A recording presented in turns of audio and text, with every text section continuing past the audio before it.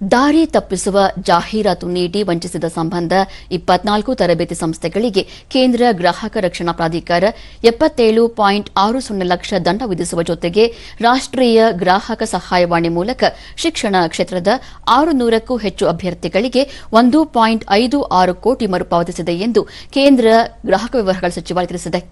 ನಾಗರಿಕ ಸೇವೆ, engineering course ಮತ್ತಿತರ ಶಿಕ್ಷಣಕ್ಕೆ ತರಬೇತಿ ಕೇಂದ್ರಗಳಲ್ಲಿ ದಾಖಲಾಗಿದ್ದ ಅಭ್ಯರ್ಥಿಗಳು ನಿಯಮ ಮತ್ತು ಷರತ್ತುಗಳನ್ನು ಅನುಸರಿಸಿದರೂ ಮರುಪಾವತಿ ನಿರಾಕರಿಸಲಾಗಿದೆ ಎಂದು ಅಭ್ಯರ್ಥಿಗಳು ಗ್ರಾಹಕ ರಕ್ಷಣಾ ಪ್ರಾಧಿಕಾರದ ಗಮನ ಸೆಳೆದಿದ್ದರು. ಈ ಹಿನ್ನೆಲೆಯಲ್ಲಿ ಪರಿಶೀಲಿಸಿ ಅಭ್ಯರ್ಥಿಗಳಿಗೆ ಸಚಿವಾಲಯ ಪರಿಹಾರ ಕಲ್ಪಿಸಿದೆ. ಗ್ರಾಹಕ ವ್ಯವಹಾರಗಳ ಇಲಾಖೆ ಗ್ರಾಹಕ ರಕ್ಷಣೆ ಮತ್ತು ಸಬಲೀಕರಣಕ್ಕಾಗಿ ಕಾನೂನುಗಳನ್ನು ಜಾರಿಗೆ ತರುವ ಮೂಲಕ ಪರಿಣಾಮಕಾರಿಯಾಗಿ ಕಾರ್ಯನಿರ್ವಹಿಸುತ್ತಿದೆ.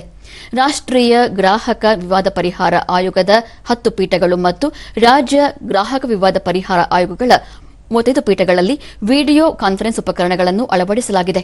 ಇದರಿಂದ ಗ್ರಾಹಕ ಆಯೋಗಗಳಲ್ಲಿ ತೀರ್ಪು ನೀಡಲು ಪ್ರಕ್ರಿಯೆ ಸರಳೀಕರಣವಾಗಿದೆ ಎಂದು ಸಚಿವಾಲಯ ಹೇಳಿದೆ. ಗ್ರಾಹಕ ವ್ಯವಹಾರಗಳ ಇಲಾಖೆ ದೇಶಾದ್ಯಂತ ಗ್ರಾಹಕರಿಗೆ ರಾಷ್ಟ್ರೀಯ ಗ್ರಾಹಕ ಸಹಾಯವಾಣಿ ಸೌಲಭ್ಯ ಒದಗಿಸಿದೆ.